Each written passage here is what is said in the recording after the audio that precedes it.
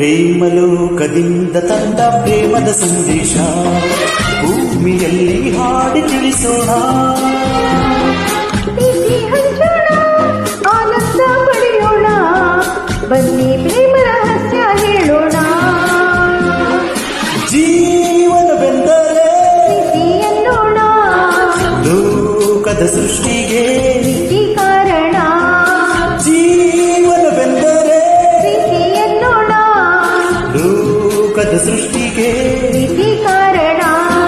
ಪ್ರೇಮಲೋಕದಿಂದ ತಂದ ಪ್ರೇಮದ ಸಂದೇಶ.